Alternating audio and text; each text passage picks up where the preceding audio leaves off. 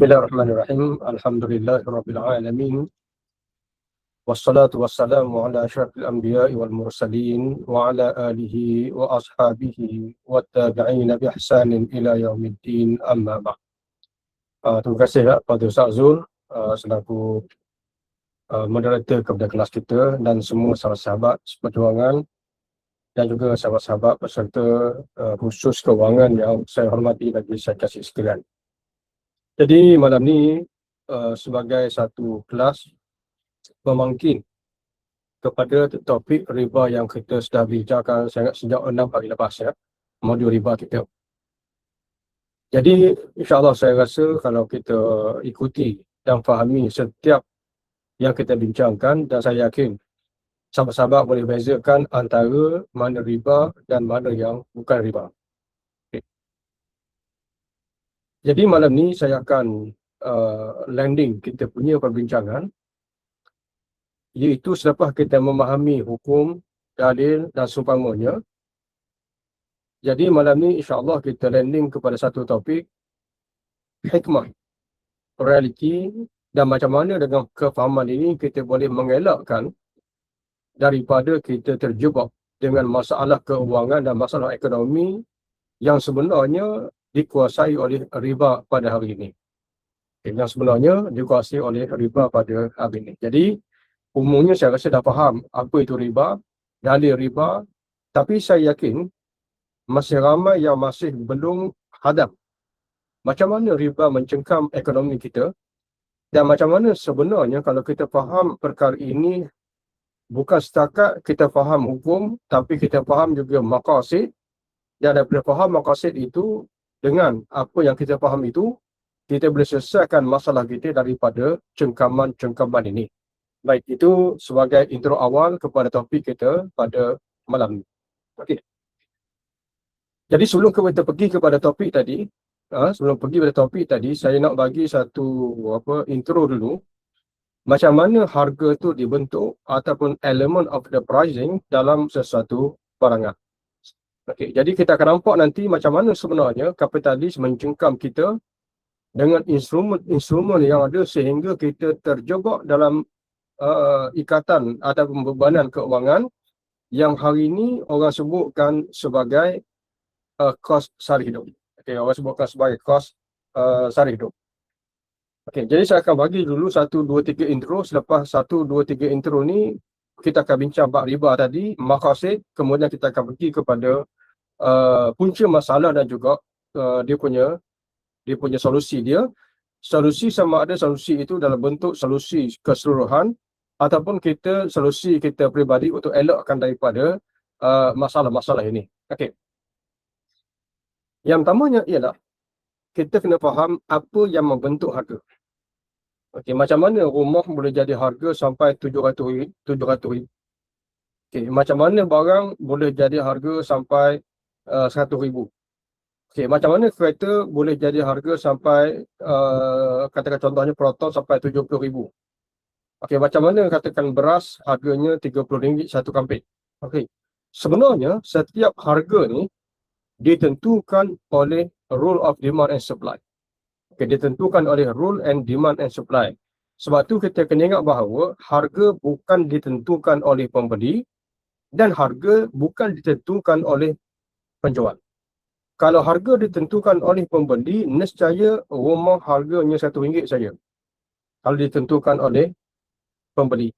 Kalau rumah ditentukan oleh pemaju atau penjual, mesti rumah tak ada yang kurang 1 juta. Tapi sebenarnya bukan pemaju, bukan pembeli, tetapi ditentukan oleh rule of demand and supply. Ditentukan oleh rule and demand and supply. Jadi rule demand and supply maknanya permintaan dengan tawaran, dia akan menentukan final berapa harga. Okey, itu dia punya kunci dia. Rule of demand and supply ni merupakan satu perkara semula jadi yang Allah jadikan sebagai sistem alam. Contohnya matahari keluar sebelah timur, tenggelam sebelah barat. Okey, itu kita panggil ilmu alam. Siapa yang tentukan rule ini? Jawabnya ialah Allah. Allah Ta'ala tentukan rule dalam jasad kita, macam kita terangkan dalam mukaddimah itu, Allah sebagai Tuhan Rabbun.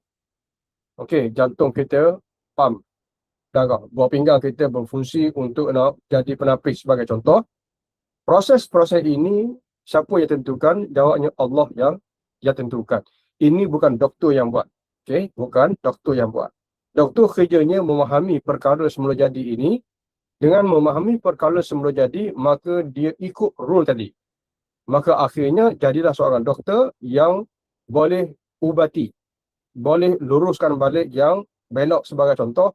Maka itu kerja doktor. Tapi doktor sendiri tak boleh lari daripada rule yang Allah telah tetapkan untuk jasad kita. Sama juga kita ambil contoh yang lain sebelum kita landing kepada poin kita tadi. Seperti contoh macam yang ringan timbul, yang berat tenggelam. Maka air akan duduk kat bawah, minyak akan duduk dekat atas sebagai contoh. Okey. Yang kecil masuk yang dalam yang besar. Maka daripada rule tadi, maka timbullah isu kerunya macam-macam. Okey. Semua benda tu siapa yang tetap? Jawabnya Allah yang tetap. Rule tadi. Rule tadi menjadi aturan hidup. Menjadi aturan hidup. Ilmu itu namanya ilmu fizik. Orang yang concern ilmu ini namanya ahli fizik ataupun pakar fizik. Tapi ahli fizik bukan dia yang tetapkan yang tenggelam, yang berat tenggelam, yang ringan timbul, yang kecil masuk dalam yang besar tak boleh masuk dalam yang kecil. Ini bukan ahli fizik yang buat. Ini semua rule yang Allah Subhanahu Wa Taala yang buat. Maka setiap ahli fizik memahami rule semula jadi ini, sistem alam ini, maka dengan memahami sistem itu, maka dia ikut rule tadi, maka namanya ahli fizik yang mencipta alat dan seumpamanya. Okey, kita cuba faham dulu hukum alam ini. Sama juga dalam ilmu ekonomi. Dalam ilmu ekonomi, siapa yang menentukan harga? Jawabnya ialah rule of demand and supply. Jawabnya rule of demand and supply. Maka ekonomis kerjanya adalah memahami rule ini. Macam ahli fizik memahami rule of fizik sebagai contoh ataupun hukum fizik. Okey. Jadi orang ekonomi dia akan follow benda ni sebagaimana doktor follow sistem badan kita, memahami sistem badan kita, maka daripada situ dia ikut, dia follow dan dia boleh betulkan mana yang silap. Sama juga dalam ilmu ekonomi, antaranya ialah rule yang Allah Taala buat yang menjadi sistem alam dia, yang menjadi hukum alam dia, ialah yang menentukan harga bukan pembeli, bukan penjual, tetapi yang menentukan harga adalah rule of demand and supply. Okey, nanti anda akan cerita dulu mukadimah ni, nanti anda akan faham macam mana riba merosakkan harga. Okey, riba merosakkan harga, seterusnya menjajah ekonomi kita. Okey, baik. Maka Allah jadikan alam ini ada rule masing-masing. Ada yang berkait dengan ilmu alam yang kita sebutkan matahari, tumbuh-tumbuhan, pokok, bumi dan seumpamanya. Ada yang berkait dengan rule of badan kita yang kita namakan sebagai ilmu medik dan seumpamanya. Ada rule yang berkait dengan macam kita kata tadi hukum fizik sebagai contoh, dan yang kita nak fokus ialah hukum alam yang berkait dengan ekonomi. Okay, jadi sebab itu Nabi SAW pernah sebut, macam saya pernah terangkan sebelum ni, bila harga mahal para sahabat pergi jumpa dengan Rasulullah SAW, maka para sahabat minta supaya Rasulullah menetapkan harga. Lalu dalam kisah ni Rasulullah berkatakan, sahabat pergi, kalau sambil nas hadir, qala nas ya Rasulullah qala sa'ru fas'ir lana. Hadis ni hadis yang sahih, riwayat daripada Anas bin Malik, daripada Daqiqul Ain, antaranya kalau ikut kepada takhrijnya daripada Abu Daud, juga riwayat Imam Tirmizi, Ibnu Majah, Imam Ahmad dan lain-lain, dan status hadisnya adalah hadis yang sahih. Jadi lafaz hadis ini ialah qala nas ya Rasulullah qala sa'ru fas'ir lana. Lalu orang ramai berkata kepada Rasulullah, ya Rasulullah, harga naik. Fasa'ir lana, maka buat penetapan harga, letakkan harga siling. Lalu Rasulullah menjawab, innallaha huwal musa'ir, yang menetapkan harga ni adalah Allah. Mana aku tak boleh, walaupun sebagai pemimpin negara, walaupun sebagai pemimpin agama, aku tak boleh buat penetapan harga kerana Allah yang buat penetapan harga. Allah lah yang menetapkan harga. Al-Qabid, dia Allah yang cabut rezeki. Cabut rezeki maknanya, dalam bahasa mudahnya, kalau barang tu Allah tak nak jadikan mahal, maka Allah cabut sumber dia. Menjadikan barang tu kurang, maka permintaan tinggi, harga akan naik. Contohnya, beras. Beras bila Allah Ta'ala jadikan musim tu panas, padi tak boleh hidup, dan banyak padi yang tanam mati, beras akan naik harga. Al-Basit, dialah juga Tuhan yang menghampakan rezeki. Ar-Raziq, dan dialah juga Tuhan yang memberikan rezeki. Maknanya harganya ditentukan oleh semula jadi rule of demand and supply. Nabi menambah lagi, okey, ni fokus kita. Wa inni la arju an alqiyallaha wa laysa ahadun minkum yutalibuni bimadlamatin fi damin wala mali. Aku mengharapkan bahawa apabila aku berjumpa dengan Allah Ta'ala nanti, tidak ada seorang pun di kalangan kamu yang meminta keadilan berkenaan dengan kezaliman yang berkait dengan harta dan darah. Okey, cuba kita tengok hadis ni dan kisah ni. Sebab benda ni kita kena faham dulu rule-rule ini. Nanti kita akan nampak tentang masalah riba dan macam mana riba mencengkam ekonomi kita sehingga dia menjadi masalah kepada kita punya bebanan ekonomi ataupun kos sara hidup. Bila kita faham yang ni, insya-Allah kita pandai nak elakkan daripada bebanan ini. Sebab benda ni untuk motivasi kita. Sebenarnya anda dah lama faham benda ni, yang akhirnya alhamdulillah, ciluk sana, ciluk sini, ciluk sana, ciluk sini. Saya rasa dah agak lama dah. Saya ada rumah, saya ada kereta, dan saya adalah benda-benda ni semua. Dan alhamdulillah semua benda ni saya tidak berhutang dengan bank, dan boleh katakan hari ini aset-aset yang saya miliki ini adalah orang kata cash, ataupun yang tak terlibat dengan hutang, dan harga yang saya beli pun tidak semahal harga yang dibeli oleh orang lain. Okey. Sebenarnya benda ni dia ada kunci-kunci yang insya-Allah saya cuba share pada malam ni untuk kita faham riba, masalah riba, dan kemudian dia mengekang ekonomi kita dan akhirnya menjadi kos sara hidup. Tapi sebelum pergi kepada level riba tu, kita pergi kepada level asas dulu, yang mana level inilah yang sebenarnya menjadikan riba tu subuh dalam negara kita. Okey. Jadi yang pertamanya ialah berkenaan dengan harga dulu. Kita ambil berkenaan dengan harga tu. Jadi dalam konteks ni, kalau kita faham, bila mana barang tu banyak, permintaan sedikit, maka dia akan turun harga. Okay. Bila barang tu sedikit, permintaan tinggi, maka dia akan naik harga. Ada barang yang menjadi keperluan semua orang. Kalau tak ada boleh mati, contohnya air. Yang menjadi keperluan semua orang, contohnya oksigen. Yang menjadi keperluan semua orang, antaranya tanah. Semua benda ini adalah keperluan asasi. Okey, adalah keperluan asasi. Jadi semakin tinggi keperluan, level of demand tadi, maka semakin tinggi dia punya demand tu sendiri. Maka kalau supply tu sedikit, harganya akan melambung, dan orang akan buat apa sahaja untuk dapatkan barang tersebut, akan bayar berapa harga sekalipun untuk dapatkan barang tersebut. Maka sebab itu, perkara-perkara yang menjadi asasi manusia, Allah Subhanahu Wa Taala menjadikannya banyak, tidak dicipta oleh sesiapa, dan juga Allah Ta'ala mengharamkan monopoli ke atas barang ini. Okey, ini rule yang Allah Ta'ala telah tetapkan. Baik. Apa maksud Nabi SAW, aku tak boleh buat penetapan harga sebab takut nanti akhirat akan ada orang yang minta hak keuangan.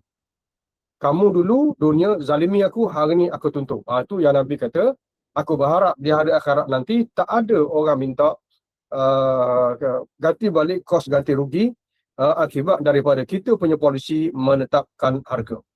Okey. Cuba faham yang ni dulu. Dulu saya pernah silap. Tok guru saya yang utama dulu bukan kitab. Tok guru saya yang utama dulu adalah nelayan di jeti Cendering, Terengganu. Okey, DJT cenderung Terengganu. Jadi waktu tu saya kata ikan naik harga sebab minyak naik harga. Betul tak? Bila minyak naik harga, ikan naik harga. Okay, kita pun sifir. Minyak naik harga, ikan naik harga sebab nelayan pergi ke laut gunakan minyak. Okay. Dulu saya cakap begitu. Akhirnya ada jagantok peraih ikan. Di jeti Cendering, dia kata Ustaz silap. Bukan Ustaz. Ikan naik bukan sebab minyak mahal. Ikan naik sebab ikan tak ada. Ikan naik harga sebab ikan tak ada. Okay. Cuba itu faham tu. Nanti itu kau faham kenapa rumah harga sampai 700,000. Kenapa kereta sampai let's say 80,000, 90,000. Maknanya untuk rumah ni separuh gaji kita habis untuk rumah. 1/3 gaji kita ataupun 1/4, 1/5 gaji kita habis untuk kereta. Okey, nanti kita akan faham. Okey. Jadi orang sebut sebab apa harga ikan waktu tu naik harga? Sebab begini Sebab begini. Sebab dia orang pergi ke laut, ikan tak ada. Tak banyak macam biasa. Bila tak banyak macam biasa, menyebabkan, katakan contohnya lah, sambil contoh mudah, di JT ada 100 orang peraih ikan. Satu peraih ikan menjual ikan kepada katakan 10,000 orang. Okay? Kita cuba faham rule tadi. Maka 10,000 orang, kali katakan let's say 1 orang, mana let's say letak dalam sejuta lah, sejuta orang perlukan ikan. Okay, itu demand. Jadi, peraih ni, dia bergantung kepada nelayan yang pergi cari ikan dekat laut. Bila nelayan bawa ikan ke jeti, siapa yang tentukan harga? Yang tentukan harga bukan peraih, yang tentukan harga bukan nelayan. Dan bukan nelayan. Sebab apa? Sebab dia based on rule of demand supply. Okey, ikan ni, bila permintaan tinggi, barang banyak, harga nyepeh. Bila ikan banyak, permintaan rendah, harganya akan jatuh. Bila ikan tak ada, permintaan tinggi, harganya akan melambung. Okey. Itu dia punya rule of demand and supply. Baik. Contoh tadi saya ambil sebagai contoh. Nelayan pergi ke laut, ikan tak ada. Boleh katakan 50 ekor. Sampai ke jeti, ada 100 orang untuk peraih yang nak ikan. Dia dah ada customer tau. Jadi bila ikan naik ke darat, katakan harga biasa letak RM10 sekilo, RM10 sekilo, bila ramai tok peraih, hari tu nelayan, ikan tak banyak, dia kata, okay, hari ni nak jual RM20 sekilo. Nak ambil tamu sudah. Laku tak? Laku. So apa laku? Sebab ada 100 orang, sedangkan ikan ada 50 bakul dia. Okey, jadi habis ikan, harga RM20 sekilo. Biasanya ikan ni ada 100 bakul, untuk 100 tok peraih, harganya mungkin RM10. Okay, ya? Jadi bila ikan tu ada 50 bakul, tok peraih ada 100 orang, maka harganya daripada RM10 dah naik jadi RM20 sebakul. Ni ada contoh mudah untuk kita faham. Tapi bila minyak naik, Allah Ta'ala jadikan ikan tak ada. Tok peraih pergi ke laut, ikan tak ada. Bila ikan tak ada, mungkin boleh buat naik hanya 10 bakul je. Okay, 10 bakul. Sedangkan nelayan ada sedangkan tok peraih ada 100. Jadi 10 bakul ni semua pakat berebut. Semua pakat berebut. Bila pakat berebut, mungkin ikan naik harga pada hari itu sehingga mungkin daripada RM10 naik RM50. Sebab ikan tak ada. Nak ambil tamu sudah RM50 sebakul. Jadi tok peraih berebut, dia orang beli juga walaupun RM50 sebakul, ikan dekat market jadi mahal. Okey. Itu menyebabkan ikan mahal. Tok peraih ni kalau boleh, dia nak beli harga mungkin RM5 je sebakul. Nelayan ni kalau ikut dia nak jual mungkin RM1,000 sebakul. Tapi kalau dia jual RM1,000 sebakul, tok peraih tak beli. Okay. Kalau tok peraih, dia nak beli dengan harga mungkin RM5 sebakul, bukan RM10 sebakul, sebagai contoh, menyebabkan nelayan tak nak pergi. Tak nak pergi ke laut. Daripada jual RM5, bagi kau rasa pergi ke laut. Okay. Faham Katakan kos nelayan pergi ke laut, satu bakul, kosnya mungkin RM5. Okey, upah awak minyak semua, mungkin kos RM5, jadi jual RM10, boleh untung RM5. Untuk sebakul. So, mana harga RM10 itu, dia panggil fair value. Harga biasa. Harga biasa. Bila ikan banyak, bila ikan sedikit, naik RM20. Itu orang panggil harga mahal. Siapa yang buat? Bukan nelayan yang buat dan bukan tok peraih yang buat. Okey. Sambil contoh yang ketiga ialah bila ikan banyak. Tiba-tiba hari tu masuk pokok ikan sampai dapat mungkin 200 kilo. 200 bakul. 200 bakul tok peraih nak satu bakul je. Jadi satu bakul lagi dah lebih dah. Bila lebih, tengah hari mungkin dia orang jual RM20 sekilo. Okey, RM20 sekilo. Tengah hari sebab ikan masih banyak, mungkin dia orang turunkan harga sampai RM10 sekilo. Bila petang, masih ada baki banyak, mungkin dia orang turun sampai RM8 sekilo. Tapi bila dah masuk waktu malam, kalau biar sampai esok, ikan tu semua rosak. Maka malam tu mungkin dia orang lelang hanya RM3 sekilo. Kalau ikut kepada nelayan, mereka takkan turun sampai RM3. Kalau ikut tok peraih, daripada awal lagi, mungkin dia nak beli RM1 je sekilo. Tapi sebab apa harga tu tak match? Sebab rule of demand supply, nelayan nak macam ni, pembeli nak macam ni, ikan ada berapa banyak. Okey, berapa banyak ikan itu bukan nelayan tentukan, bukan tok peraih tentukan, ini yang Allah tentukan. Okey, ni saya nak terangkan rule of demand supply. Jadi sebab tu Nabi kata, biarkan Allah tentukan. Sebab dialah yang beri ikan dan dialah yang tarik ikan. Kalau Allah nak jadikan harga naik, dia tarik ikan, ikan tak ada, harga naik. Okey, kalau Allah nak murahkan harga ikan, maka dia banyakkan ikan, menyebabkan akhirnya ikan harga murah. Okey, cuba kita faham yang ni dulu. Okey, baik.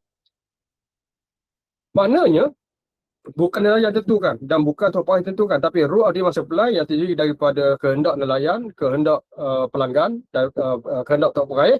Tapi semua kehendak ini bergantung kepada berapa banyak barang yang ada. Okey, berapa banyak barang yang ada, itu yang Nabi kata Allah la al-qabid al-basit. Dia Allah yang tukang beri, yang tukang tarik. Okey. Jadi daripada sini kita faham, contohnya ada ambil contoh kenapa minyak naik, ikan mahal. Isu tadi. Jadi tok peraih kata, nelayan beritahu dia kata bukan sebab minyak naik Ustaz. Kebetulan minyak naik tapi nelayan pergi ke laut, ikan tak ada. Ikan tak ada. Jadi sebelum ni satu bakul mungkin kos dia RM5 waktu minyak harga biasa. Tapi bila minyak naik, kos satu bakul dah jadi RM10. Bila kos satu bakul jadi RM10, kalau pergi ke laut ikan banyak tak apa. Mereka akan naikkan harga ikan mungkin RM40 sekilo. Sebab minyak naik. Tapi masalahnya ialah bila mereka pergi ke laut, ikan tak ada. Kos minyak mungkin naik sampai RM10 satu bakul. Menyebabkan bila mereka pergi ke laut, mereka rugi. Akhirnya mereka tak pergi. Bila mereka tak pergi, hanya segelintir nelayan saya yang pergi, menyebabkan ikan dekat jeti itu sedikit sebab bukan kerana minyak naik. Tapi kerana nelayan tak pergi, ikan tak ada, plus minyak naik, baik mereka tak pergi daripada mereka pergi. Okey, jadi barang sedikit, harga jadi harga jadi melambung. Itu dia panggil rule of demand and supply. Baik. Kita balik kepada isu yang kita sebut tadi, yang Rasulullah kata, biarkan Allah tentukan harga. Kenapa bila kita tentukan harga, kerajaan buat penetapan harga, maka dia akan menzalimi orang. Okey, cuba faham gini Dalam contoh tadi. Nelayan ni, sebenarnya dia ada, dia panggil floor rate. Floor rate ni, nelayan dia jual harga dekat jeti kepada tok peraih, katakan dengan harga, let's say lah kita ambil contoh RM10 sebakul. Okey, RM10 sebakul tu, dia ada kira-kira dia. Kenapa RM10 sebakul? Sebab gini, kos katakan contohlah, saya ambil maksimum ataupun kebiasaan yang boleh naik, yang dia boleh naikkan ke jeti, katakan contohnya 300 bakul. Kalau 300 bakul, kita tak kira okay. Katakan 300 bakul katakan 300 bakul, satu bakul RM10, bermakna nelayan tu dapat RM3,000. So RM3,000 itu harga yang kita sebutkan sebagai equilibrium price. Okey, equilibrium price dalam istilah rule of demand supply. Sebab apa? Katakan nelayan tu contohnya dia pergi kos minyak, kos awak-awak, maintenance kapal, dia punya bayar anak sekolah, dia punya ansuran rumah, dia punya ansuran kereta, total keperluan dia adalah RM3,000 sebulan. Okey, RM3,000 sebulan. Jadi dia bekerja untuk memenuhi dia punya keperluan tadi. So itu dipanggil, kalau bahasa mudahnya kita faham, dia panggil floor rate, yang mana nelayan tak boleh turun daripada 3,000 sebulan. Kalau turun daripada 3,000 sebulan, dia tak boleh bayar rumah, dia tak boleh bayar kereta, anak sekolah mungkin tak boleh bagi duit belanja, asuransi kereta tak boleh beli minyak, tak boleh maintenance kapal yang dia bawa pergi ke laut. Okay, 3,000 sebulan, okey, lagi tinggi lagi bagus. Okey. Tapi normalnya dia dapat dalam 300 bakul sebulan. So maknanya kalau RM10 sebakul itu dia panggil equilibrium price.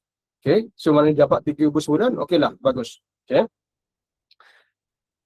Jadi tiba-tiba ikan tak ada.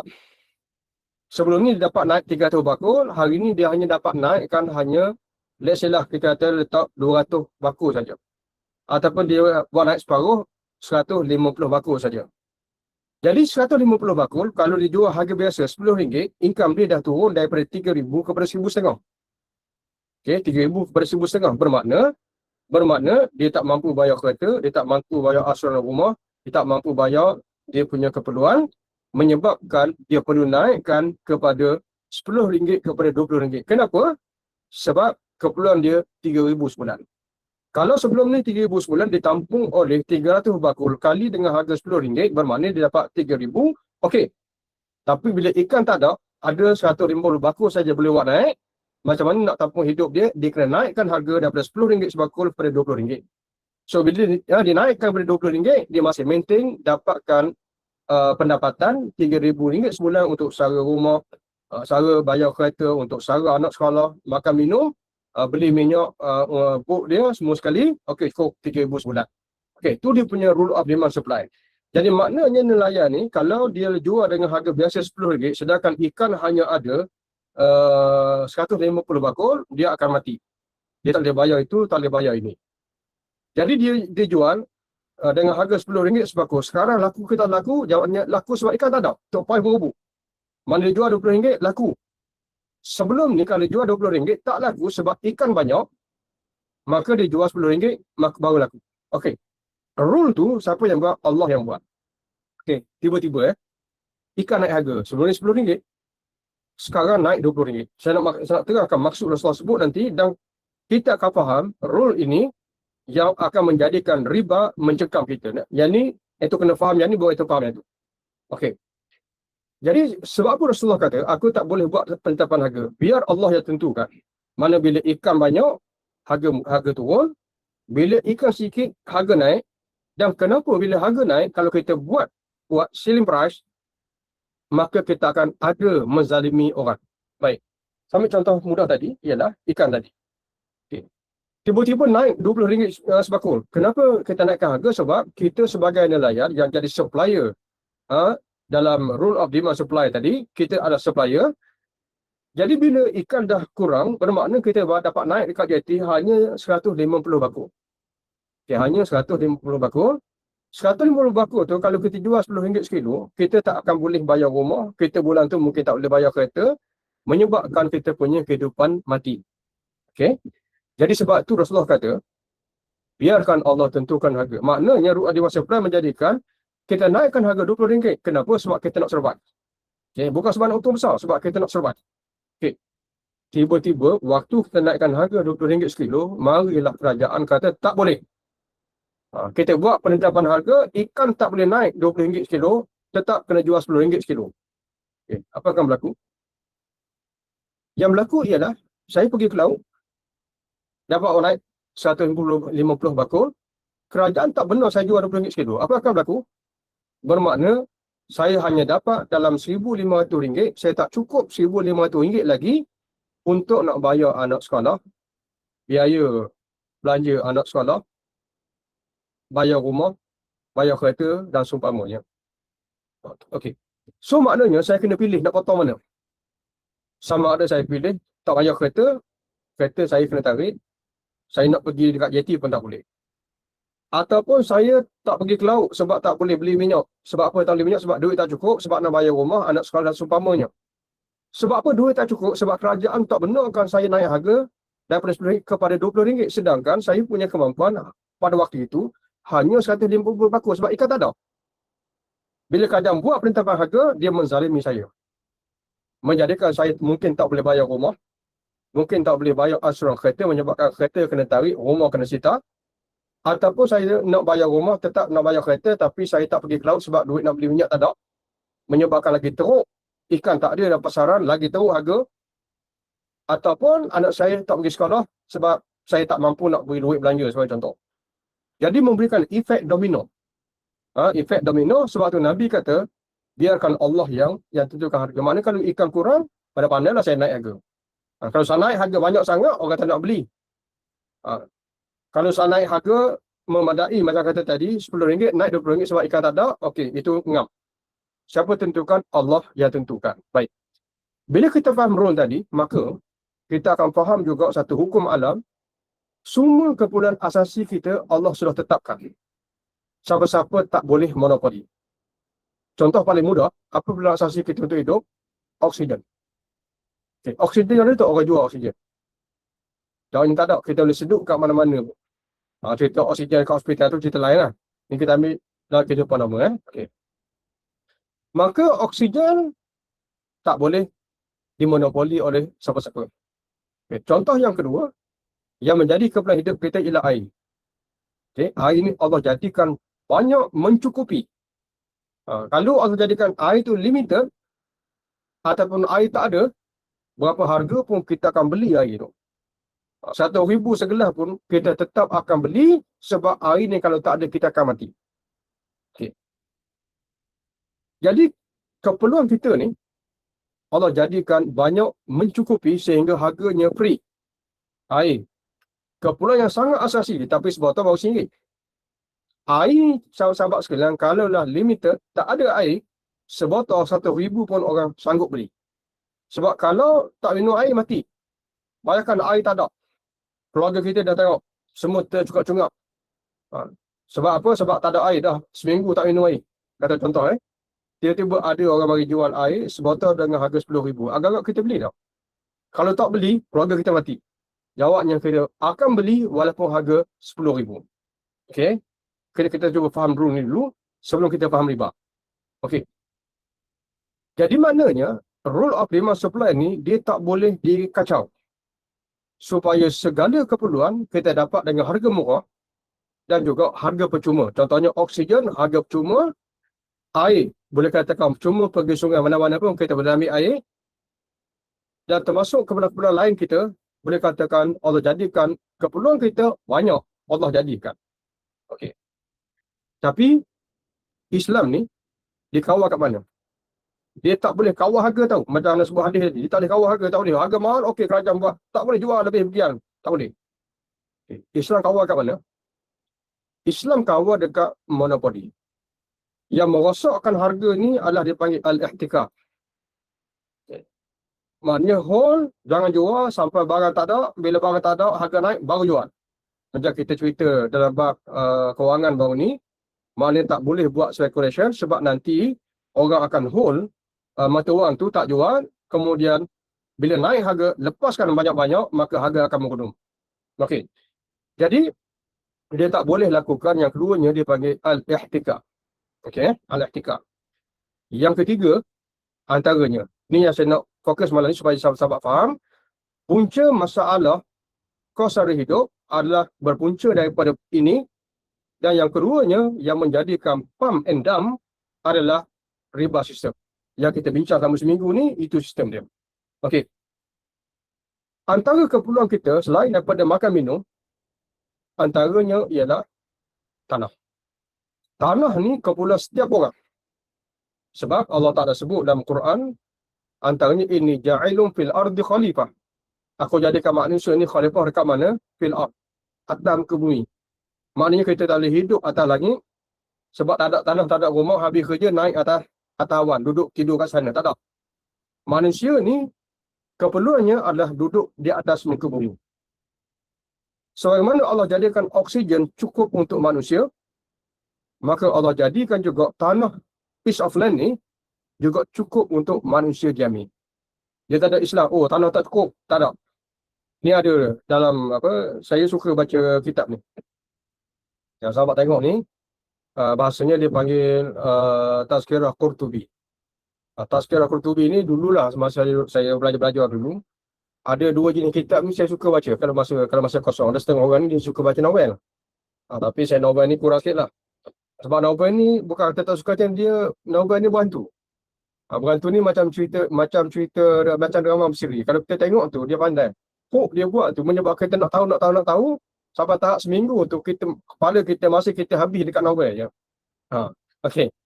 Tapi sebenarnya benda yang sangat menarik untuk kita baca, antaranya saya suka baca dulu satu kitab namanya Al-Bidayah wan Nihayah. Al-Bidayah wan Nihayah ni dia cerita sejarah. Sejarah ni bukan buku sejarah, bukan buku cerita tau, tapi konten dia sebiji macam buku cerita. Sebab dia cerita tentang macam mana Allah jadikan langit, macam mana Allah jadikan bumi, makhluk yang paling awal mendiami bumi sebelum Allah jadikan Nabi Adam. Dia dah cerita dah tu. Sebab dulu kita ingatkan Nabi Adam atau manusia ni pertama khalifah. Tak, bukan. Khalifah pertama bukan manusia. Dia ada makhluk lain. Kalau ikut Ibn Abbas, jin adalah khalifah pertama sebelum Allah hapuskan dan ganti dengan manusia. Baik, tak apalah. Nak sebutnya buku cerita. Antaranya Tazkirah Al-Qurtubi ni disambung. Tadi ialah sejarah dunia. Lepas sejarah dunia, buku tu dia berakhir pada sebulan sebelum Ibnu Katsir, penulis kitab tadi, meninggal. Mati kat situ, dia punya sejarah dia. Tapi perjalanan kita ni masih panjang tau. Sebab kita ada 7 perjalanan daripada alam roh yang pernah kita lalu, tapi kita tak ingat. Yang paling pendek perjalanan kita ni alam kandungan, 9 bulan. Itu paling pendek. Semua kita lalu tapi semua kita tak ingat. Macam alam roh sebelum tu, semua kita dah lalu tapi kita tak ingat. Yang kita ingat ialah alam kita sekarang, ialah alam dunia. Yang untuk bincang, orang bijak urus ekonomi, orang bijak urus keuangan. Tapi linabluwakum ayyukum ahsanu amala. Hidup ni kata Allah untuk diuji siapa orang paling bijak. Ada tafsir sebut bijak tu mana apa? Bijak maknanya ialah dia merancang hidup selepas mati. Kita bincang ni merancang keuangan untuk hidup sampai kita mati. Tapi selepas mati, ni kitab dia. Selepas mati. Lepas kita mati, kita akan lalui alam barzakh, alam macam-macam lah. Sebenarnya kita baca ni macam kita baca buku cerita. Macam kita baca buku cerita. Antara poin yang saya sebutnya ialah bila Allah jadikan dunia ni bentang kepada malaikat, lalu malaikat tanya, ataj'alu fiha man yufsidu fiha? Ya Allah, ya Tuhanku, adakah kamu jadikan Adam dan anak cucu dia ni akan rosakkan muka bumi? Okay. Jadi malaikat tanya tu bukan protes. Tapi sebelum ni Allah telah jadikan jin sebagai khalifah, akhirnya jin rosakkan muka bumi, maka Allah perintahkan sekumpulan malaikat untuk turun dan hapuskan jin-jin yang merosakkan muka bumi. Lepas tu tiba-tiba Allah jadikan Adam khalifah ganti jin. Okay, khalifah ganti jin. Lalu malaikat tanya, ya Allah, ya Tuhanku, adakah kamu akan jadikan jin ni sifatnya perosak macam, jadikan Adam, which is manusia, perosak macam sebelum ni? Okey. Kalau kita baca tafsiran tu, ada dalam kitab ni, dia kata, antaranya ialah bila malaikat faham sifat manusia. Suami isteri lahirkan 7 anak. 7 ni pula akan lahirkan 7. Maknanya kalau tengok pada sifir piramid tu, jangan kata 1000 tahun tau. Mungkin 100 tahun pun bumi dah penuh dah. Jadi malaikat tanya, ya Allah, ya Tuhan aku, kalau ini sifat Adam, bumi ni nampak macam tak muat. Bukan begitulah. Ambil mafhum dia. Mana malaikat tanya Allah, kalau ini sifat dia, kalau satu pasal suami isteri, lahirkan 10 anak, 10 pula kahwin, lahirkan bukan 20 dah jadi 200 dah. Mana kalau kita ambil sifir piramid tu, bumi sekejap je habis. Tak muat. Lalu Allah Ta'ala berfirman kepada malaikat Jibril, dia kata, wahai Jibril, aku tahu, aku Tuhan. Aku jadikan manusia, aku jadikan piece of land. Jadikan bumi, muka bumi ni akan muat. Bukan macam manusia buat baju, boleh jadi baju lebih kecil, ataupun baju lebih besar berbanding badan. Allah yang buat manusia, Allah yang buat bumi. Muat. Macam mana muat? Kalau ramai sangat, Allah Ta'ala hantar tsunami, 1000 mati dalam masa sekelip mata. Allah hantar COVID, sekejap je mati. Tak pun, bila ramai sangat, Allah jadikan berperang antara satu sama lain, bunuh sampai juta. Jadi, mana Allah yang kawal populasi tu, kalau bahasa mudahnya. Sebab yang cabut nyawa tu, kerja Tuhan. Kita ni pula duk fikir, bila baca bab hukum tanah ni, komen kita apa dia, Ustaz, kalau macam tu mana muat bumi? Ni orang yang khoyal pakar ekonomi ni. Ni ramai yang komen saya. Jadi, mentang-mentang dia ingat, takut bumi ni penuh, dia pun naikkan harga tanah. Menyebabkan rebutan sampai 30 tahun. dia tak akan jadi bumi muat tau. Dia tak akan jadikan bumi tu muat. Sebab bumi ni dengan manusia confirm muat sebab Allah yang buat. Ni ada sebut dalam kitab ni tentang dialog antara malaikat dengan Allah waktu jadikan Nabi Adam. Baik. Poin andanya ialah tanah ni tak ada kos. Sebab Allah buat tanah cukup untuk setiap orang. Sebagaimana Allah buat oksigen cukup untuk setiap orang seduh. Sebagaimana Allah jadikan air cukup setiap orang minum. Maka kepulauan-kepulauan ini Allah jadikan banyak menyebabkan setiap orang boleh memperolehinya, memilikinya dengan harga yang sangat murah. Oksigen percuma sebab semua kita boleh seduh. Allah yang buat, bukan kerajaan yang buat. Air sebagai contoh, semua kita boleh akses. Kita boleh gali telaga, kita boleh ambil air sungai. Asasnya air adalah percuma. Baik. Sebab Allah jadikan air, bukan kerajaan yang buat. Okey. Tapi tanah pun sama. Allah jadikan tanah cukup untuk setiap orang, maka setiap orang sepatutnya memiliki tanah secara percuma. Islam dia mari dekat mana? Islam dia mari dekat menghalang monopoli. Menghalang monopoli. Macam mana halang monopoli? Oksigen saya rasa tak timbul isu. Air nanti anda akan sebut. Hukum Islam ni dia mari untuk nak pastikan harga tu dia panggil stay dalam lingkungan equilibrium price. Bukan harga yang sangat mahal, bukan harga yang sangat murah. Sebab semua benda ni kalau dihalang untuk akses, kemudian diberikan secara eksklusif kepada mana-mana individu untuk menjualnya, harga pom akan melambung. Okay? Harga pom akan melambung. Sebab itu, air dalam Islam tak boleh diswastakan. Tak boleh maknanya rakyat tak boleh memperoleh air, mereka mesti beli dengan sifulan-bersifulan. Tak boleh. Itu dipanggil ihtikar. Sebab itu dalam dasar Perserikatan Islam, kepulauan-kepulauan awam tak boleh diswastakan sebab nak elakkan harga pom melambung. Okey. Sampai yang ketiga, tanah. Tanah ni keperluan setiap orang. Okey. Sebab itu dalam Islam, tanah ni dia ada satu hukum. Kalau kita faham ihtikar, kita faham monopoli, okey, itu bab barangan. Tapi bab tanah ni dia ada satu larangan, dia panggil haimah. Kita belajar muamalat, punca haram 3. Riba, gharar, batin. Kalau kita belajar bab minuman, semuanya harus kecuali satu elemen haram, namanya mabuk. Tapi dalam bab tanah, okay, semua boleh akses, kecuali jangan masuk satu benda. Dia panggil haimah. Okey. Sebelum anda pergi situ, anda saya confirm yang tak faham lagi, anda bagi satu contoh lebih mudah. Anda bagi contoh lebih mudah. Katakan contoh begini. Oksigen. Oksigen siapa buat? Jawabnya Allah yang buat. Okey. Tiba-tiba kerajaan buat satu akta baru. Satu akta baru, oksigen ni dah semakin tercemar. Contohnya berlaku pencemaran. Okay. Maka syarikat ABC diberikan tanggungjawab, diswastakan kepada dia untuk monitor oksigen. Okay. Jadi setiap oksigen yang kita seduh dikenakan charge. Sebelum ni tak kena. Hari kena charge. Sekali kita seduh kena bayar 100%. Satu hari pakar buat kiraan, satu hari kita seduh 100 kali. Kalau 100% maknanya satu hari kita kena bayar RM10. Sebulan kita kena bayar RM300. Untuk charge kita sekali seduh bayar 100%. Kepada siapa? Kepada satu syarikat yang kerjanya monitor oksigen. Baik. Kalau kerajaan buat macam tu, apa kita faham? Sekarang ni oksigen tak free tau. Tiba-tiba syarikat yang tak kena-mengena charge kita sekali sedut 100%, sebulan kita kena bayar ke dia RM300. Kalau kita ada 50 atau 1,500 sebulan kita kena bayar ke dia. Apa tak patut? Kita kata tak patut.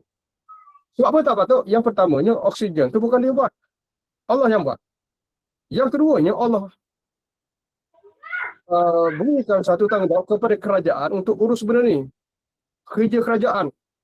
Mu terima gaji daripada 1/6 hasil bumi, Allah kata ini untuk pemimpin. Kenapa pemimpin terima gaji? Sebab ni kerja kamu. Kerja kamu jaga keselamatan. Jangan ada monopoli. Ni kerja kerajaan. Tiba-tiba dia terima gaji kerja bagi kat swasta. swasta tu dapat RM300 setiap kepala sebulan. Okey.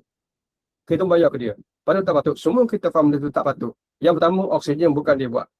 Yang kedua, dia tak boleh bersihkan oksigen. Yang ketiga, benda ni semula jadi yang memang tak ada harga, tak ada charge.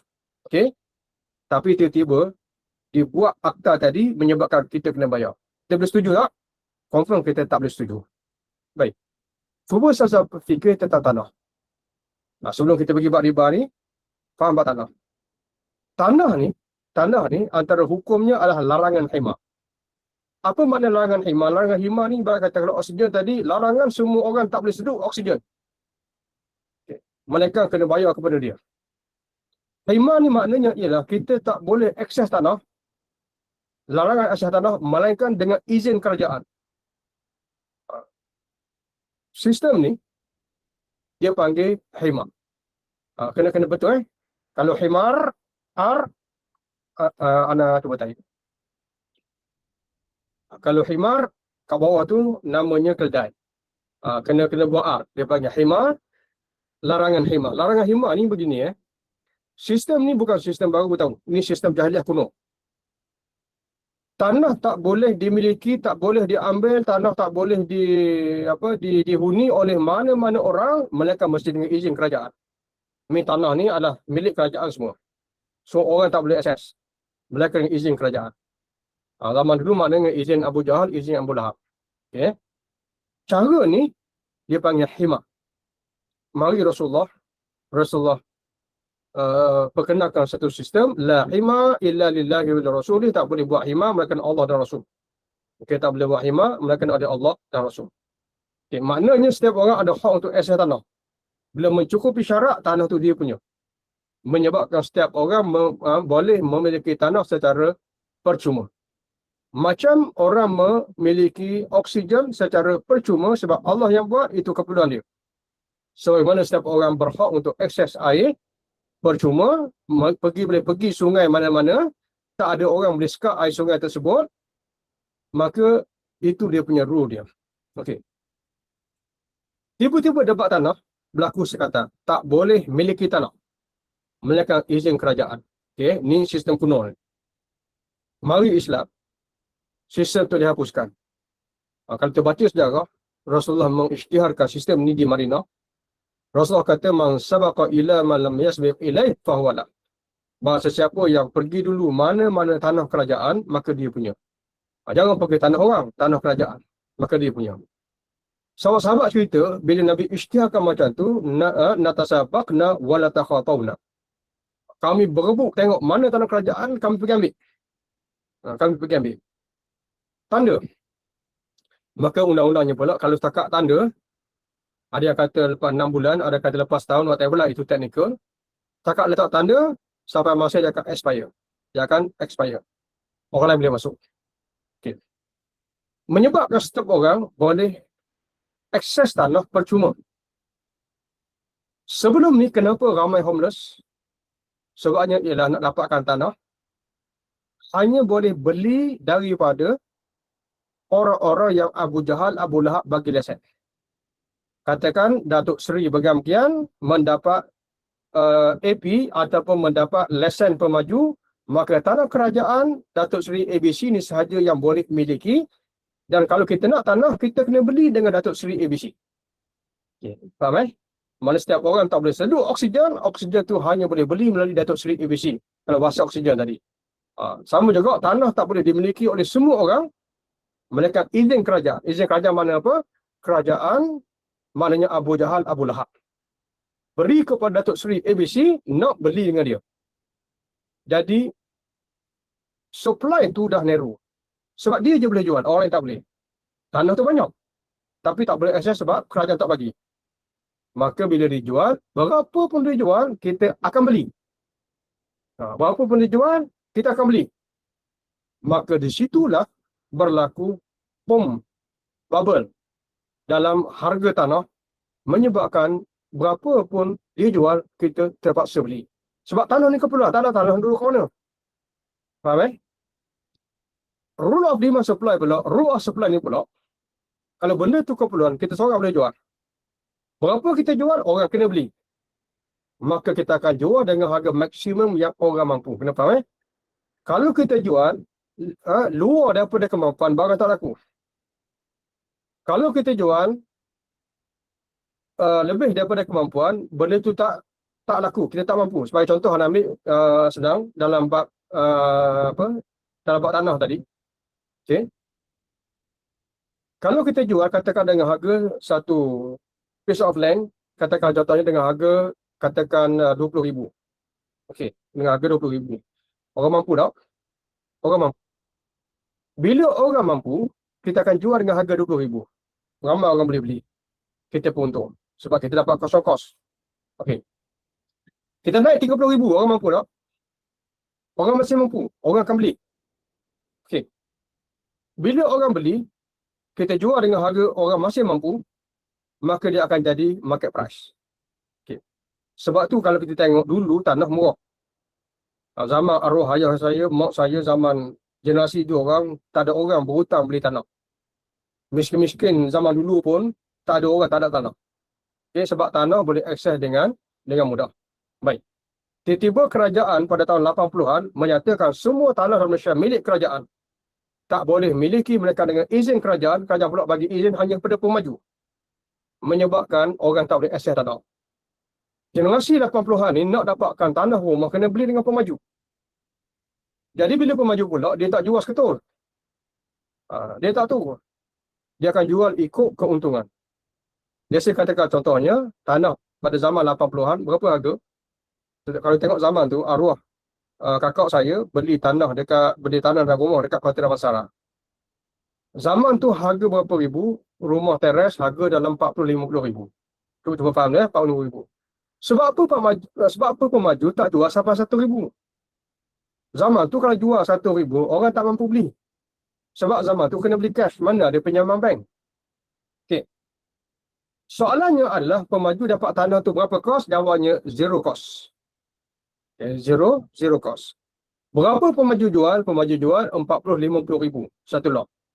Orang masih beli sebab orang mampu beli. Masa tu orang ada cash beli 40-50 ribu. Okay. Kemudian pada awal 90-an. Sebab macam pemaju tadi, okay, dia akan jual ikut maksimum orang mampu. Dia tak akan jual harga murah sebab dia je boleh jual. Mu nak tak nak kena beli dengan aku. Berapa aku jual, kamu kena beli. Kalau kamu tak mampu, jangan beli. Bila kamu tak mampu, jangan beli. Kita pula jual tanah tak laku.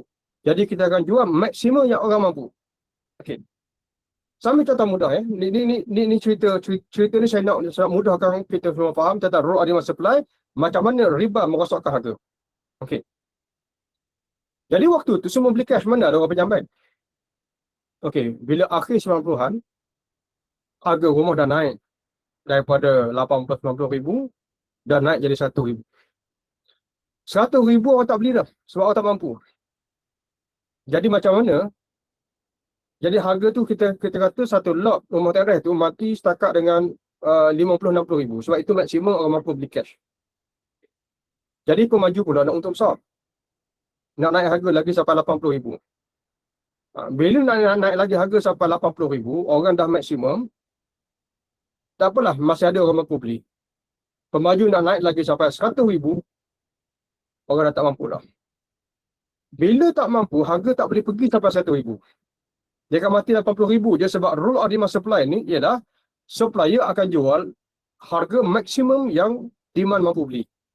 Kalau demand dah tak mampu sampai 100 ribu, maka harga dia akan jadi market price dalam 80 ribu. Okay, faham Tapi akhirnya pemaju jual dengan harga 100 ribu, pemaju kata, kamu apa tak mampu tak apa. Kamu pergi dekat bank, buat pinjaman bank. Okay. Bayar 5 tahun asuran. Harga apa? 100 ribu. Okay. Kita pun pergilah beli. Mula kita buat pinjaman bank untuk beli tanah. Masa tak ada bank Islam. Berapa? 100 ribu kita pergi buat pinjaman bank. Kita beli tanah, pergi tanah dan rumah dengan harga 100 ribu. Okey. Jadi pemaju pun dapatlah untung besar sebab dah dapat jual 100 ribu. Okey. Berapa kos pemaju? Berapa kos pemaju? Okay. Cuba faham yang ni. Ini saya dah kaji tu. Rumah teres, satu tingkat, masa tu di Taman Tun Dr. Ismail, kos untuk build up, dinding kiri kanan, dah kongsi dengan orang sebelah. Satu tingkat atap semua, kos pembinaan build up kos pada zaman tu dah 30,000 je. Tapi dia jual 1,000. Maknanya tanah tu harga 1,000, harga 70,000. Build up harga 30,000. Tanah mahal daripada dia punya build up. Okey, daripada dia punya building. Okey. Maknanya kalau lah rakyat ada option dalam sistem khemah tadi, pemaju nak jual tanah dengan harga 70,000, build up dengan harga 30,000, why kita pergi beli dengan pemaju? Kita pergi cari tanah tempat lain. Bila kita pergi beli cari tanah kat lain, pemaju nak jual 1,000, itu hak dia nak jual juta pun. Tapi hak kita untuk tak beli dan kita pergi cari tanah lain, maka pemaju jual rumah tak laku, dia akan turun harga. Dia akan turun sampai dia panggil equilibrium price. Tapi benda tu tak berlaku. Sebab apa tak berlaku? Sebab kita nak pergi cari tanah lain, kerajaan kata tak boleh. Sebab tanah ni aku hanya beri kepada pemaju dan pemaju saja yang berkuasa jual. Kamu nak beli dengan pemaju, tak boleh, pokok sendiri. Jadi nak tak nak, kita kena beli dengan pemaju. Dia jual 1,000, kita kena beli. Waktu kita tak mampu, bila tak mampu, bank mari memampukan kita. Asal kita mampu 80,000, bila pemaju jual 100,000, kita tak mampu. Maknanya rumah tak laku. Mari bank bagi pinjaman, 5 tahun pinjaman, asuran. Kita pun pergi pinjam bank. Akhirnya harga tu naik daripada 80,000 jadi 100,000, rumah dan tanah yang sama. Okey, naik. Bila naik, dah 10 tahun lah harga sama je. Pemaju nak naikkan pula harga. Daripada 100,000 nak naik 150,000. Okey, 150,000. Jadi pemaju naik 150,000, orang tak mampu dah nak pinjam bank. Sebab 5 tahun je. Okay, mari kerajaan, eja. Okey, bank bagi pinjaman sampai 10 tahun. Menjadikan akhirnya kemampuan sebenar rakyat hanya 80,000 dan naik 100,000. Bila dipanjangkan tenor sampai 10 tahun, kemampuan tu dah dam sehingga kepada 150,000. Okey, 150,000. Berapa tahun kita pinjam bank? 10 tahun. Okey. Dah 10 tahun dah. Harga main dalam 150,000 je. Pemaju kata, "Alah, aku nak naik harga lah pula." Kata pemaju. Saiz tanah yang sama, buat projek baru dengan kos rumah yang sama, maka pemaju jual dengan harga 220,000. Ni cerita Kota Damansara. Okay. Tadi cerita dekat Taman Tun, Kota Damansara masa tu hutan lagi. Saya ingat lagi waktu tahun 80-an tu, arwah kakak saya dulu kat Taman Tun.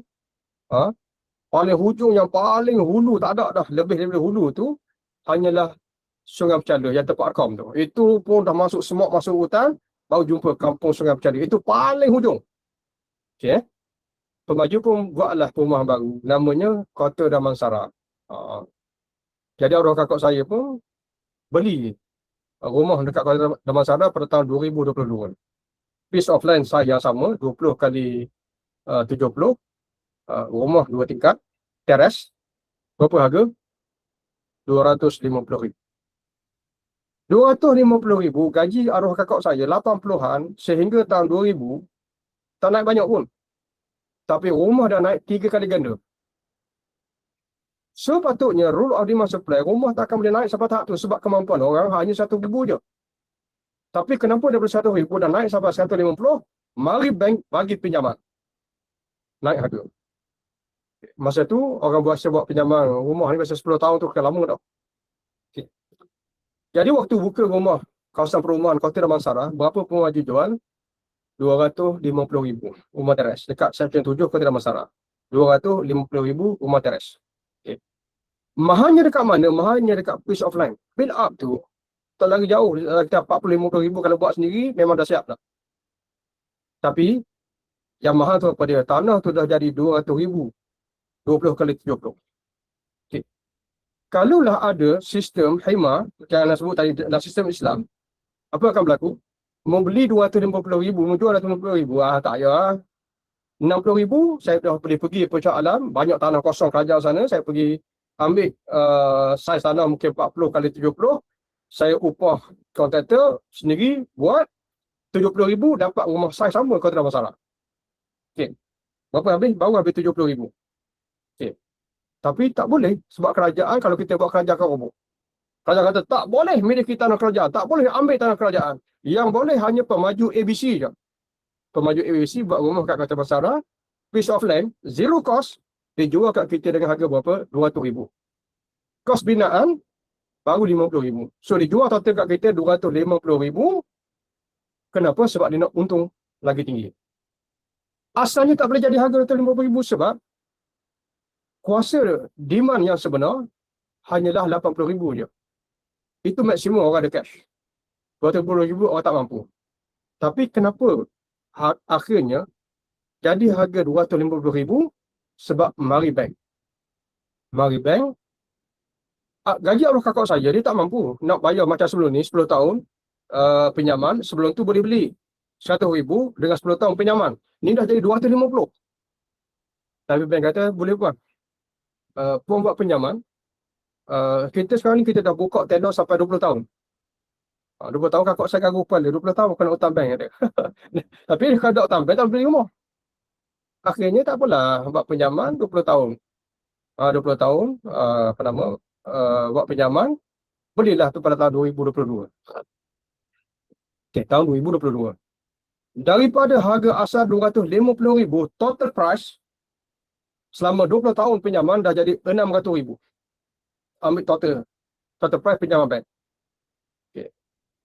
Okey. Jadi sekarang arwah kakak saya hidup dia berhutang bayar bank 20 tahun. Okay, 20 tahun dia bayar dalam mana 3,000 ke 4,000 sebulan. Dia bayar bank untuk rumah tu. Okay. Faham Selama 20 tahun dia bayar pada bank, soalannya, bank tadi dia buat pinjaman apa? Dulu konvensional riba. Maknanya daripada 250,000 dah jadi hampir 600,000 riba.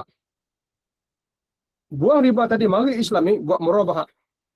Kamu beli dengan pemaju harga 250,000 tak apa. Bank beli dengan pemaju 200,000, bank bayar cash kepada pemaju. Kita beli dengan bank dengan harga 600,000. Walaupun kita kata benda tu hukumnya halal sebab murabahat, bukan lagi riba. Tapi masalahnya adalah involvement of the Islamic banking instead of conventional bank.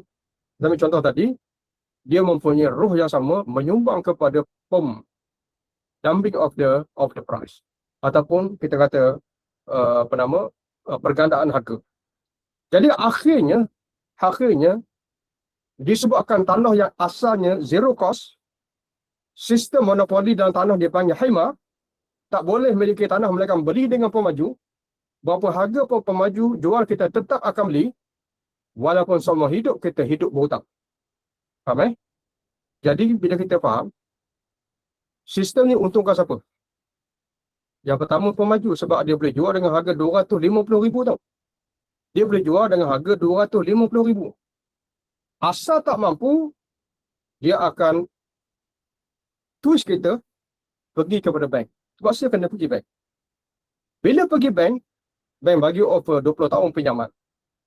So harga daripada 250,000, total 20 tahun dah jadi hampir 600,000. 600,000 kita mula berhutang dengan bank, kita bayar 3,000 sebulan, 3,000 sebulan. Kalau entum faham, kita bekerja untuk kapitalis sepanjang hidup kita. Siapa kapitalis? Yang pertama adalah kapitalis pemaju-pemaju yang sedang monopoli aset kita. Daripada tanah zero cost. Ataupun kosnya hanyalah kos yang kita sebutkan sebagai premium yang dia kena bayar kepada kerajaan. Akhirnya, kita kena beli dengan dia tanah harganya 200,000 piece of land. Dia zero cost. Tanah tu bukan dia buat. Kos kalau kita ambil kos tanah tu untuk setakat perata tanah untuk nak bina tapak rumah 20 kali 70, sewa backhoe 400 satu hari, seluar tu 5 jam boleh siap perata. Okay. Maknanya kos benar untuk ratakan tanah dalam RM400 je, sewa backhoe. Bina rumah, kos bina rumah tu sebenarnya dalam 40-50 ribu je. Tapi sebab apa dia jual kat kita sampai 250 ribu waktu tu? Sebab kita tak ada option. Kita hanya kena beli dengan dia je. Tapi sebab apa dia mampu jual 250 ribu? Sebab sedangkan kemampuan sebenar kita 80 ribu je. Kalau ikut rule of demand supply, rumah tu sepatut 80,000 je. Itu kemampuan maksimum kita. Tapi harga tu didumpingkan sehingga jadi 250,000 disebabkan bank masuk bagi pinjaman 20 tahun. Akhirnya kita beli dengan harga 250,000, 200,000 sebuah pemaju untung, bagi contoh. Tapi kita menjadi hamba kapitalis selama 20 tahun. Okey. Maknanya 250,000 kita dah bayar kepada kapitalis banker, owner bank 250,000 selama 20 tahun. Faham Walaupun namanya Islamic banking, tapi asas awalnya adalah riba. Adalah riba pinjam 250,000, ribanya adalah 250,000. Okey. Sehingga menjadikan semua rakyat berhutang dengan bank. Kalau ente faham cerita anak ni, dia bukan berpunca daripada bank. Dia berpunca daripada dasar kerajaan yang kapitalis, bekerja untuk kapitalis, sedangkan rakyat yang bayar gaji dia, tapi polisi-polisi kerajaan semuanya menguntungkan kapitalis. Akhirnya kita kena bayar, dan kos sara hidup paling tinggi kita adalah bayar rumah. Okey, cuma itu faham yang ni. Jadi, based on rule of demand supply, dia rosak kat mana? Dia rosak dekat khidmat. Orang lain tak boleh memiliki tanah, melainkan pemaju je. Okey, sebab tu kalau kita faham benda ni, sebab saya pun banyak terlibat dengan syarikat pemaju dulu. Sebab pemaju ni dia hanya kena bayar premium. Ada satu pemaju ni, tapi saya tak sebut nama dah. Di Parwah dah. Dia dapat tanah sebanyak 3,000 hektar daripada kerajaan di Kuala Selangor. Di kawasan Kuala Selangor, bukan di Kuala Selangor Pesir, kawasan Kuala Selangor. 3,000 hektar tahun 80-an. Berapa dia bayar kepada kerajaan? Dia dapat cuma. Dia dapat cuma 3,000 hektar. Dan dia tubuh syarikat pemaju, dia jual tanah tu. Dia jual tanah di Puncak Alam, bagi contoh, piece of land, berapa harga? 300,000. Dia dapat tanah cuma. Isunya adalah dia hanya kena bayar premium. Bayarkan 3,000 hektar tu. Premium ya hutang kerajaan mana dalam berapa puluh juta, anda tengoklah. Dia premium ni, untuk maklumat kita, dia orang kena bayar kepada kerajaan selepas daripada pembeli-beli rumah. Bila kita beli rumah 250,000 sebagai contoh, situ dah masuk premium. Tapi premium tu tak berapa sen sangat atas tanah kita 20 kali 40. Dia dapat cuma. Kita yang bayar premium, walaupun atas kertas pemaju tu bayar premium, tapi selepas kita beli rumah. Tapi sejak dia jual rumah berpuluh tahun, dia tak pernah bayar premium, dan premium itu hanya dituntut waktu Tan Sri Khalid jadi Menteri Besar. Tu saya tahu cerita. Okay? Maknanya dia dapat piece of land tu percuma, kita kena tanggung semua. Sepatutnya kita tak mampu, tapi masuk bank dengan riba sistem, maka dengan riba sistem tu menjadikan harga yang sepatutnya rule of demand supply 80,000 dia double, sehingga menjadikan 150,000 lagi double, sehingga menjadikan 250,000 hutang 20 tahun arwah kakak saya dulu. Ya. Jadi bila kita faham situ, maknanya kita ni dah jadi hamba bank selama 20 tahun. Tapi arwah kakak saya tu dia meninggal awal, dan tanah tu saya dapat pusaka. Waktu saya dapat pusaka tu, tanah tu saya tahu berapa jual harga. Harga masa tu dah jadi 750,000 di Kota Damansara. Dah jadi tu harga 750,000 tau. Maknanya piece of land tu dah jadi berapa harga? Dah jadi 700,000. Jadi sebab apa dia 700,000? Sebab pergi mana-mana pun kita tak boleh miliki tanah. Pemaju sekarang dah buat rumah dekat eco wallnya, dekat tunya, semua jual harga antara 600 hingga 1 juta untuk rumah teres sekarang. Sebab apa orang mampu beli? Sebab orang pergi pinjam bank. Berapa tahun mereka boleh pinjam? 25 sekarang ni plus. Apa maksud plus? Maksud plus ni begini. Kamu buat pinjaman, dia ada sifir dia lah. Dia ada sifir dia untuk buat pinjaman ni. Contohnya, kalau anda umur 40 tahun, anda boleh buat pinjaman sampai umur 60 je. Sebab 60 tu kira umur pencen. Lepas pencen, bank kira anda tak boleh bayar sebab anda dah pencen tak kerja dah. Tapi bank boleh extend lagi sampai 30 tahun. Sebab apa 30 tahun? Sebab bank tengok anak-anak mungkin ambil medik. Orang medik ni biasanya ada peluang kerja cerah. Maka anak-anak akan jadi garantor. Garantor maknanya kalau 60 tahun tu anak dah meninggal dah, anak-anak akan sambung hutang tu balik. Maknanya hamba riba ni dah berwaris. Menjadikan tenor daripada 20 tahun boleh sambung sampai 60 tahun. Jadi maknanya semua kita dah menjadi hamba kepada bank dengan sistem riba ni. Mana sistem riba ni menjadikan asal harga rumah 80,000 naik jadi sampai 700-800 ribu disebabkan bank involved menjadikan kita bayar pinjaman sampai 30 tahun sebagai contoh hutang dia. Okay. Maka kalau kita sedar kata tidak, semua rakyat Malaysia dia jadi hamba kepada kapitalis melalui riba sistem. Okay. Cuma benda ni kan macam anda ceritakan awal dulu, walaupun masuk Islamic banking. Tapi Islamic banking ni sebahagiannya macam anda ceritakan itu menggunakan murabahah, menggunakan katakan contohnya mereka gunakan gunakan bai'inah.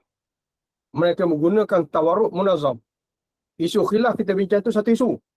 Tapi biasanya benda syubhat, benda apa ni, dia ada roh yang sama. Roh riba dan syubhat ni masih ada walaupun kita tak boleh kata haram sebab riba. Roh tu ada. Apa roh dia? Iaitu dia mencengkam ekonomi. Mencengkam ekonomi ni maknanya orang tetap terjerumus dalam masalah ekonomi tadi sama ada melalui Islamic banking atau melalui conventional bank.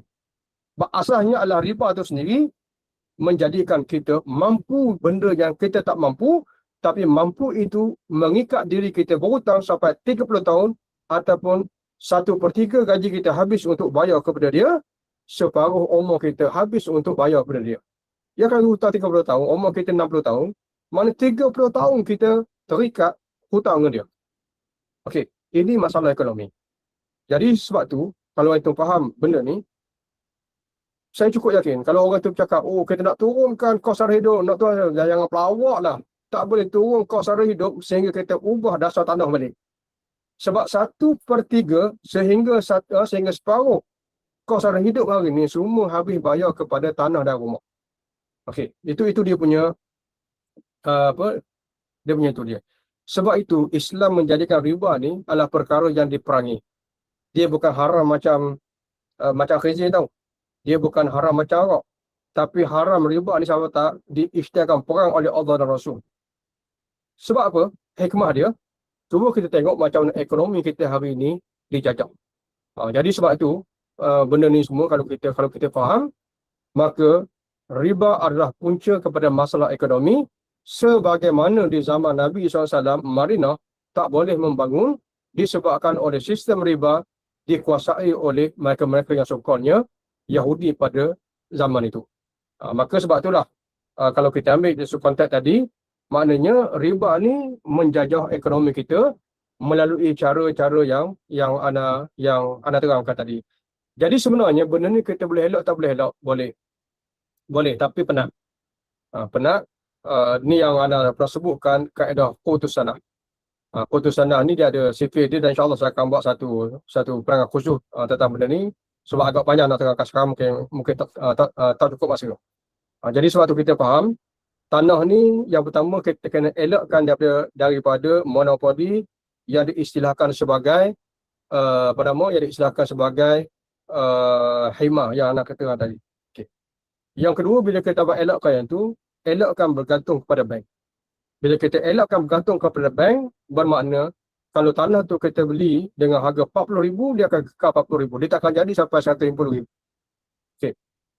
Yang ketiganya adalah dari segi kita uruskan kapital tu. Uruskan kapital, kita ada duit, kita nak belanjakan untuk apa yang paling awal. Ini semua ada cara pengurusan dia.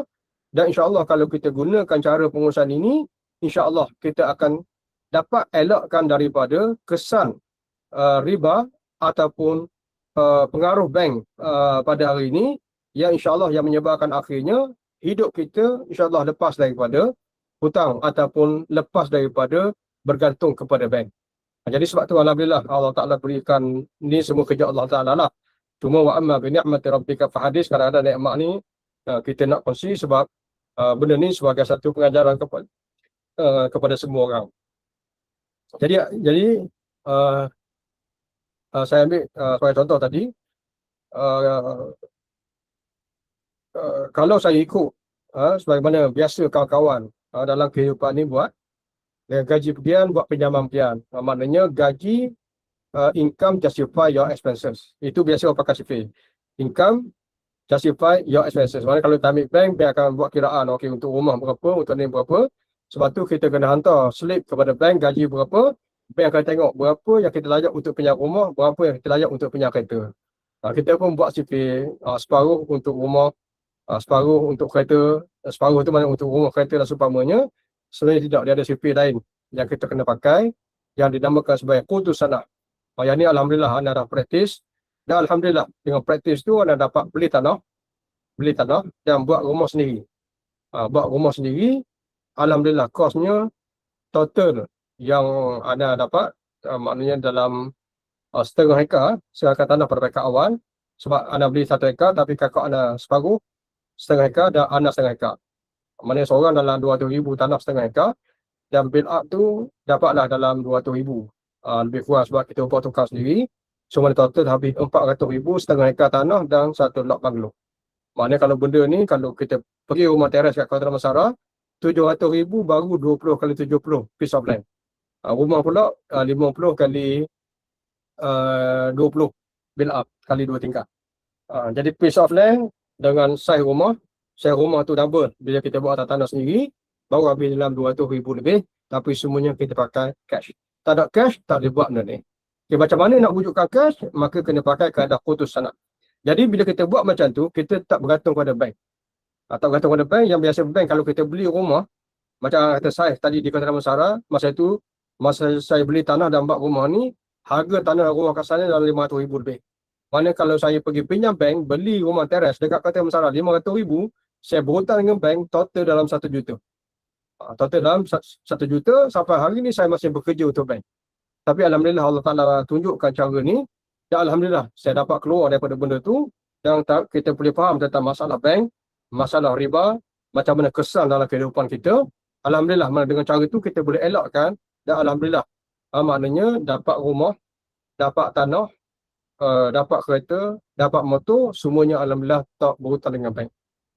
Jadi tu perkongsian kita pada malam ni. Rekap ceritanya daripada bab riba kita bincang daripada awal sampai kita landing malam ni. Bahawa kita 5 hari ni kita faham dah masalah riba biang-biang. Okey, malam ni kita landing dengan entung kena faham macam mana ekonomi kita sekarang dijajah oleh sistem riba, oleh kapitalis. Okey, so macam mana nak keluar? Ada 2-3 step. Step yang paling penting ialah kena ubah kerajaan, kena angkat kerajaan yang boleh melaksanakan balik sistem tanah Islam. Itu je cara dia. Barulah kos hidup ni boleh kita atasi, yang akhirnya rakyat tak perlu bergantung kepada bank macam hari ni. Barulah kita boleh bebas daripada riba, ataupun bebas daripada unsur-unsur macam riba. Itu kalau bahasa mudahnya. Jadi insya-Allah kalau saudari Dahlia, okey, insya-Allah nanti kita akan buat kelas tentang qutus sanah insya-Allah. Anda boleh sembang ni sebab anda dah buat dalam kehidupan anda. So pada ni sharing session lah insya-Allah. Okey, jadi sebelum kita akhiri, anda buka kalau ada apa-apa soalan atau pertanyaan. Okey, terima kasih kepada saudara Zulkifli. Apa pendapat Ustaz berkenaan dengan bank wakaf? Dia sebenarnya begini, dia kalau wakaf ni benda bagus sebenarnya. Benda bagus. Bank wakaf ni dengan maksud dia sekarang ni, setakat anda tahu dia tak ada lagi bank khusus untuk wakaf. Okey. Cuma dia adalah fund yang memang dia allocate untuk wakaf ataupun disebutkan sebagai cash wakaf. Okay. Dia benda ni macam anda kata tadi, dia kadang-kadang kita memaksimumkan dan kita meramaikan orang yang mampu berhutang. Itu kita kena ni. Okay. Sebab dia begini, bank wakaf ni agak luas. Saya tak boleh kata bank wakaf tu secara total macam tu, sebab bank wakaf ni ataupun wakaf cash ni dia dengan maksud nak tolong orang susah untuk dapatkan pembiayaan. Kalau bank biasa tak akan lulus punya sebab kamu tak mampu bayar. Okey. Tapi cash wakaf ni dengan maksud orang wakafkan cash. Wakafkan cash katakan 1 juta. 1 juta ni bagi pinjam kepada orang-orang yang biasanya kalau dia buat pinjaman bank konvensional, dia buat pinjaman bank biasa tak lepas sebab mungkin situasi dia tak lepas dan seumpamanya, maka cash wakaf ni diberikan pinjam tapi dia kena bayar balik sebab benda tu wakaf yang digunakan oleh Ramai orang. Okey. Yang ini ada pro and con. Cuma bagusnya ialah untuk pinjam modal perniagaan itu okeylah. Mana at least maknanya dia adalah juga kita pembiayaan sebab nak buat pinjaman bank mungkin tak layak. Okey. Tapi satu sudut yang lain macam anda sebutkan tadi, kalau diberikan untuk pinjam beli keperluan yang mana keperluan itu harganya dah melambung-lambung disebabkan oleh monopoli, maka di situ dia akan menyuburkan kapitalis dalam sistem kita. Macam anda cerita tadi, macam bank Islam ni bagus sebab dia Islami. Betul tak ada riba, betul tak ada gharar, betul tak ada batil. Muamalah halal. Nasi transaction halal. Tapi involvement of the Islamic banking in our economic system, dia membantu menyuburkan kapitalis. Sebenarnya kapitalis hari ini hanya di-involve oleh orang yang tidak Islamik. Sebab orang Islamik tak nak buat pinjaman konvensional sebab riba. Maka dengan adanya bank yang Islamik yang tanpa riba, tanpa gharar dan tanpa batil ini, menjadikan rumah yang dijual oleh kapitalis, kalau dulunya hanya dibeli oleh orang yang konvensional yang tak kisah halal haram sebab masa tu hanya pinjaman riba, tapi dengan wujudnya bank Islam, menjadikan sama ada Islamik ataupun tidak Islamik, kita kata orang tu sama ada Islamik ataupun tak Islamik, semuanya dah berpaut pada kapitalis. Dah membantu kapitalis melariskan produk mereka. Tu yang kita kata kesan ekonomi di sebalik Islamic banking. Ada yang positif sebab orang Islam dapat buat pembiayaan perniagaan, tapi negatifnya ialah akhirnya jualan kapitalis semakin laku. Kalau dulunya sebelum ada bank Islam, rumah-rumah yang hanya boleh dibeli dengan pinjaman riba, hanya dibeli oleh orang-orang yang tak kisah riba, tapi dengan adanya Islamic banking, menjadikan barang-barang yang dimonopoli oleh kapitalis laku lebih tinggi disebabkan orang yang jaga hukum pun beli disebabkan mereka ada pembiayaan yang tanpa riba. Tapi maknanya situ kalau antum faham, yang tak salah, sistem kita yang membentuk ekonomik ekosistem ekonomi kita tadi, sebenarnya pemimpin adalah pengosak yang paling utama yang membentuk sistem tadi.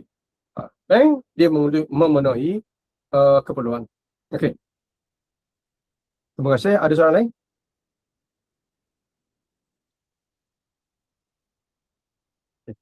Kalau tak ada soalan, rasa mungkin setakat ni Ustaz Zul. Nanti kita akan sambung balik insya-Allah. Sebab kebetulan anda ada mesyuarat. Malam ni anda kena pergi satu mesyuarat. Jadi ada soalan balik kepada Al-Fadhil Ustaz Zul untuk soal insya-Allah. Assalamualaikum warahmatullahi wabarakatuh.